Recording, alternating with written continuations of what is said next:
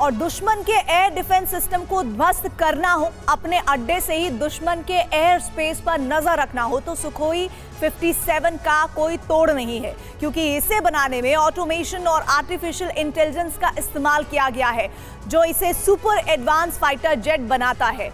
Summer में उतर चुका है सुखोई 57। हम इसकी जानकारी इसलिए आपको दे रहे हैं क्योंकि इसके जरिए आप ये समझ पाएंगे कि अब ये पूरा युद्ध किस तरह से और ज्यादा विध्वंसक होने जा रहा है।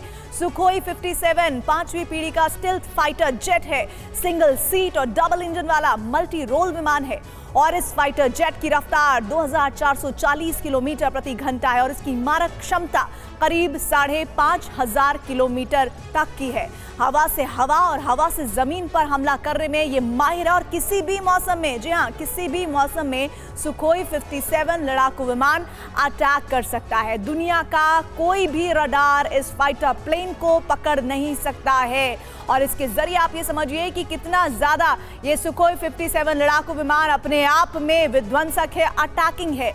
सुखोई 57 लड़ाकू विमान की बनावट और अटैकिंग स्किल की अब आपको हम जानकारी देने जा रहे हैं, जो अपने आप में इसे डेडली बनाता है। लेकिन रूसी डिफेंस ने एयरफील्ड में दबदबा बढ़ाने के लिए सुखोई 57 को खूंखार मिसाइलों से लैस किया है और इसके साथ ही मिसाइल रेंज R-37M 300-400 यानी 300-400 किलोमीटर, K-77M 160 किलोमीटर। रफ्तार के लिहाज से देखिए, हम एक कंपैरिजन आपको दिखाएंगे। उससे पहले सुखोई 57 जो खूबियां हैं, उसकी मिसाइल रेंज और किस तरह से ये अटैकिंग मोड में नजर आती है, उसकी वजह बता रहे हैं।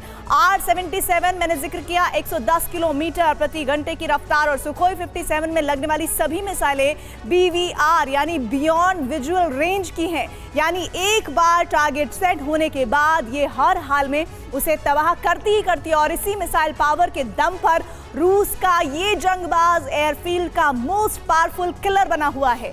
ऐसे में सुखोई 57 ने अगर वॉर जोन में दस्तक दी, अगर यूक्रेन, नेटो या फिर यूरोपीय देशों के खिलाफ रूसी सेना ने इसका इस्तेमाल किया, तो यकीन मानिए सुखोई 57 नाम का ये आसमानी शिकारी भीषण तबाही मचा देगा।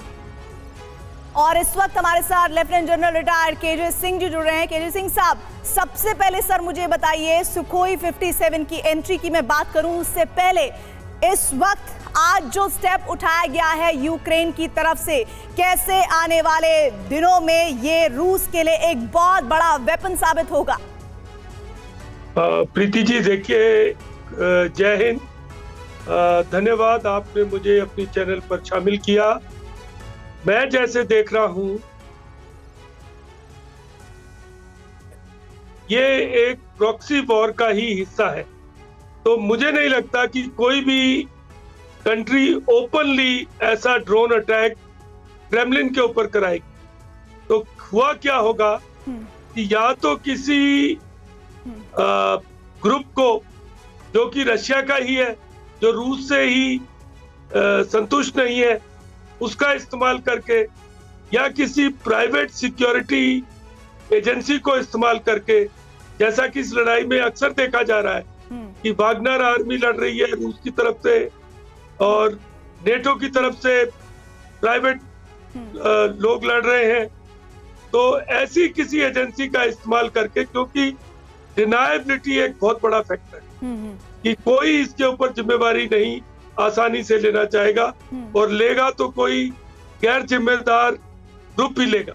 आपने देखा है नॉर्थ स्ट्रीम पाइपलाइन पे हमला हुआ था। जनरल साहब, मेरा सीधा सवाल आपसे सर ये है कि बार बार ये कहा जा रहा है कि ये सदी का सबसे बड़ा अटैक कहा जा सकता है या नहीं। इसकी वजह मैं बता रही हूँ कि 9/11 को लेकर 9/11 और कहा जा रहा है कि उसके बाद जो अटैक आज हुआ है, क्या ये सदी के 2 सबसे बड़े हमलों में शुमार है? ये देखिए तस्वीरें दिखा रहे हैं जो आज घटना हुई है, इसे आप किस नजरिए से देखते हैं?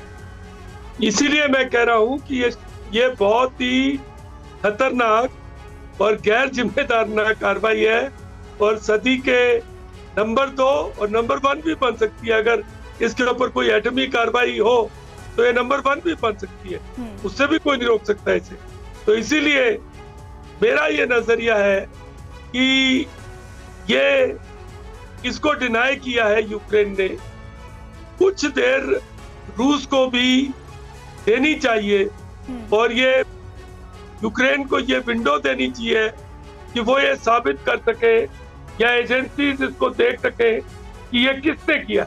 इसकी फोरेंसिक आजकल अवेलेबल है, रेडार की स्टडी करके और ये जो गिराया गया है इसकी फोरेंसिक्स करके ये पता लगाया जा सकता है। सर, मैं आपके पास दोबारा लौटूंगी, लेकिन इस बीच 9/11 के बाद मैं अपने व्यूवर्स को बता दूं कि अफगानिस्तान युद्ध शुरू हुआ था और वो युद्ध पूरे 20 साल तक चला था। तो क्या ये पूरा का पूरा हमला अब एक नया टर्निंग पॉइंट रूस यूक्रेन युद्ध के बीच होगा? ये बहुत अहम जानकारी। और इस बीच एक बड़ी खबर मेदवेदेव ने दी है, ज़ेलेंस्की को जान से मारने की धमकी दी गई है। ज़ेलेंस्की को मारने के अलावा अब कोई विकल्प नहीं है। मेदवेदेव कह रहे हैं रूस के पास अब कोई विकल्प, कोई ऑप्शन नहीं बचता है।